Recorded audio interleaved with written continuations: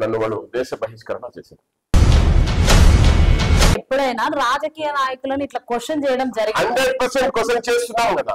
వాళ్ళ నుండి మీకు ఆన్సర్? వాళ్ళు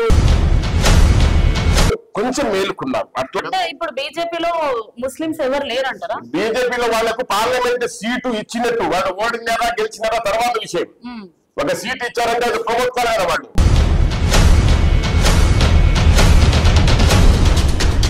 30 కోట్ల మంది భారతదేశంలో ముస్లింస్ ఉన్నప్పుడు ఒక ఉగ్రవాదుల్లాగా ఎలా మాట్లాడారు? అసలు ఆ మాటలు విన్నప్పుడు మీకు ఏమనిపిస్తుంది? ఎవరు మాట్లాడారు? పవన్ కళ్యాణ్ నేను అతనికి చెప్పాను కదా, అతనికి ఇది ఇచ్చాను, నేను కౌంటర్ ఇచ్చాను. నేను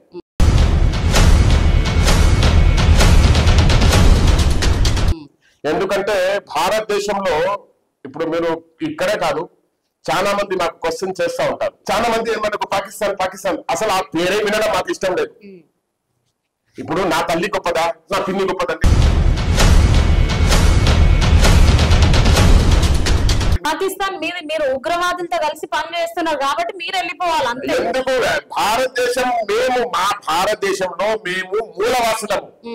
ఇక్కడే జన్మించాం, ఇక్కడే పుట్టాం. నా తాత ఎక్కడున్నారండి, నా ముత్తాత ఎక్కడున్నారు, నా తండ్రి వీళ్ళు ఎక్కడున్నారు తెలుసా? నా చెట్టుగుంటలో శ్మశానంలో ఉన్నారు.